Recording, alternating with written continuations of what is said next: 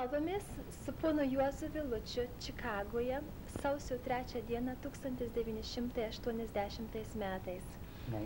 Malonu su jumis susitikti šį vakarą. Ponas Vilutis, šį vakarą norėsim su jumis pakalbėti apie jūsų prisiminimus iš Lietuvos atsikūrimo laikotarpių ir ypatingai jūsų rolę kaip savanoris kūrėjas Lietuvos laisvės kovose.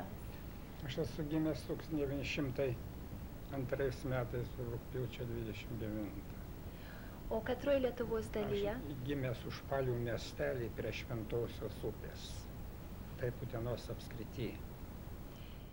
Tai reiškia, tais laikais Lietuvoje buvo galima mažesniam ūkininkui prasimušti didesnį turtą? Dėl to, kad tėvas buvo gana veiklus, jis, reiškia, sudarė pinigą ne tiek į žemės ūkę, jis vertėsi, pirkdavo miškus, užpirkdavo didesnius plotus, iškirsdavo, pardavinėdavo, linus pirkdavo, reiškia, žydom pardavinėdavo ar panašiai, tai sudarė pinigą, tai tada jis, reiškia, sumanė prasimušti, reiškia, į didesnę žemę, kadangi mes buvom didelė šeima,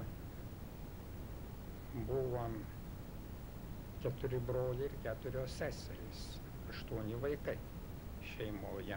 Žemė, kadangi mes buvom didelė šeima, buvom 4 broliai ir 4 seserys, 8 vaikai šeimoje. Ir paskui jūs šeimos jūs leido į mokslus, jūsų tėvas irgi? Taip. Kur jūs mokinotės? Paskui aš apie mokslą gal biškį vėliau. Turiu pasakyti, kad mano motina tai yra taip pat tremtinė, kaip ir mes. Yra ištremta. Jos tėvas buvo ištremtas į Sibirą po 1863 metų sukilimo.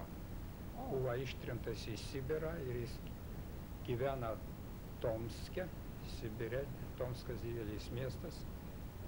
Ir paskui jis tenai susirado Lietuvaitę iš Vyžuonų valsčiaus, gretimo valsčiaus nuo Užpalių ir apsivedė. Ir tenai gimė 3 jo dukterys. 2 mano tetos, kurių aš niekuomet nemačiau, jos ištekėjo ir liko Rusijoje, o jaunesnioji mano motina 17 metų grįžo su seneliu į Lietuvą ir ištekėjo už mano tėvą.